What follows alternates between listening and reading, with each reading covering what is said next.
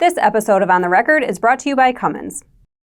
I'm Executive Editor Kim Schmidt. Welcome to On the Record. Here's an update on what's currently impacting the ag equipment industry.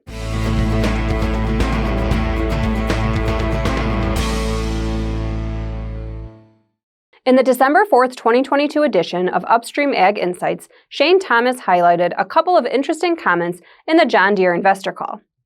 Deere has emphasized that it will be equipping its new tractors and equipment with autonomy and autonomous functionality.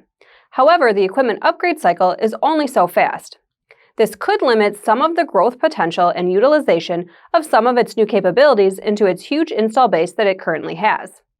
Thomas notes that during the call, Brent Norwood, Deere Director of Investor Relations, said, "The other thing that's really important with the rollout of autonomy is, and this is a little bit different than what you've seen in the past, we will roll out this technology really retrofit first or field kit first, as opposed to most of our technologies have gone factory installed first."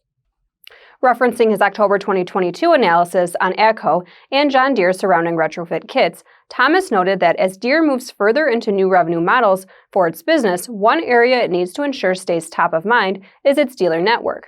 Today, the dealer incentives are strongly aligned with Deere's: sell more equipment, make more revenue.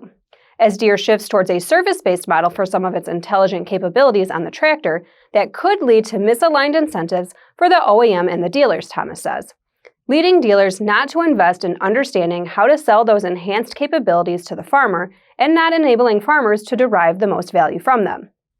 This is being worked out currently by Deere.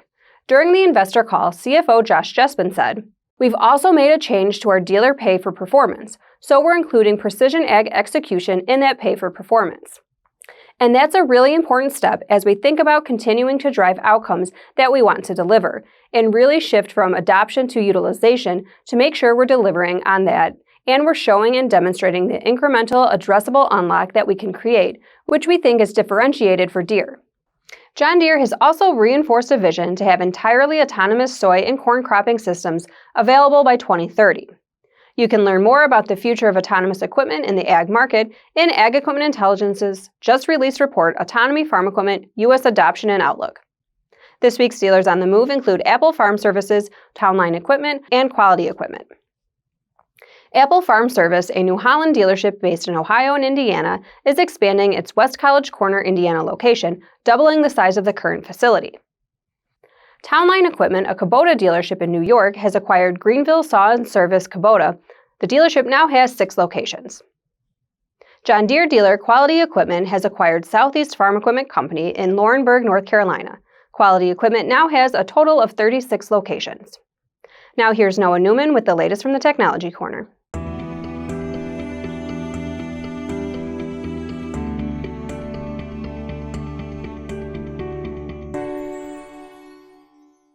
Thanks, Kim. Well, it didn't take long for the team at Sabanto to make their mark in the ag tech industry. They started building their first autonomy kit from scratch in the 3-car garage of an employee back in September 2019.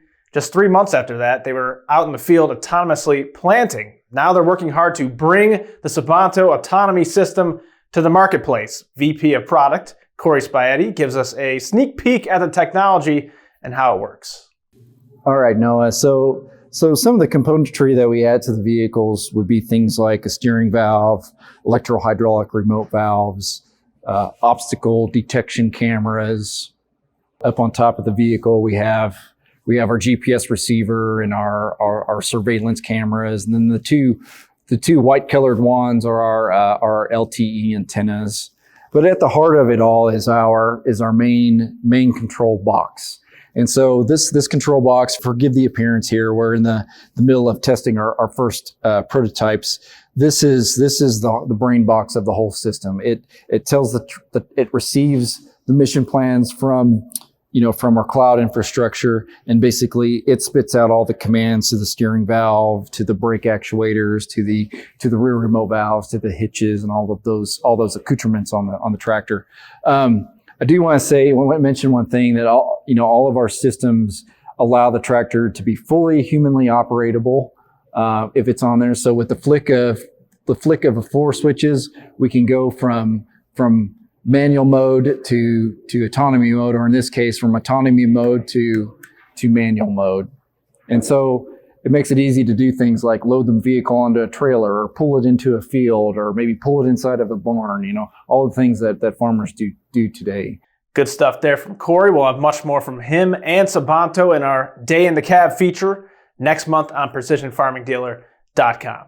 In the Technology Corner, I'm Noah Newman. Back to you, Kim. Thanks, Noah. According to the December 6th update to the Purdue University Ag Economy Barometer, the Farm Capital Investment Index has dropped back to a reading of 31. This is tied for the record low that was recorded in October. Just 10% of farmer respondents said now is a good time to make large investments in their farm operation, and 79% said it was a bad time. Among those who consider it a bad time to make investments, 47% chose rising prices of farm machinery and new construction as the primary reason for their perspective. This was an increase from the 40% who said the same in the previous update. Some 19% chose rising interest rates and 10% chose uncertainty about farm profitability as their primary reason, down from 17% in the previous update. The Ag Economy Barometer remained unchanged with a reading of 102. According to the report, there was, however, a slight shift in underlying sentiment as the index of current conditions declined to a reading of 98, while the index of future expectations rose to 104. Now here's Ben Thorpe with a data and trends update. Thanks, Kim. North American dealers reported strong financial results for 2021, according to the results of the 2022 Cost of Doing Business study from the North American Equipment Dealers Association. Average dealer revenues were up year over year for new and used whole goods, parts, and service. Margins on both new and used whole goods sales were up, but were down for parts and service. Dealers reported an average of $20.6 million in revenue per location, up 21.2% from $17 million per location in the previous report. The revenue category with the most notable year-over-year increase was new whole goods, which rose 30% to $10.3 million per location on average. Kelly Matheson, a former Dealer Institute trainer and dealership partner, believes rising equipment prices and strong pre-orders helped boost dealers' revenue. Dealers with their customers have worked getting those orders in early and taking advantage of that and working with the manufacturers, even though the manufacturers have struggled getting inventory to you with the chip shortage and so on. Some of the increase might be because price increases. We did, see some pressure with price and especially some positive numbers on the used side with whole goods items bringing really top dollars. So some of this increase could be attributed to higher prices, but and I know the lots across the country, are looking pretty bare. But on the other hand, people have been dealers I've been talking to have been saying their pre-order status has been relatively strong, and so that's driving the sales. Back to you, Kim. Thanks, Ben. This week's Data Point is brought to you by the Precision Farming Dealer Summit. According to the American Banker Association's Fall 2022 Agricultural Lending Survey results, the top concerns facing ag lenders in 2022 was interest rate volatility. Lenders additionally expressed concern about lender competition, weak loan demand, and credit quality. As always, we welcome your feedback. You can send comments and story suggestions to kschmidt@lessardmedia.com. This wraps up our broadcast for 2022. From all of us at Ag Equipment Intelligence and Farm Equipment, may you have a happy holiday and all the best in the new year.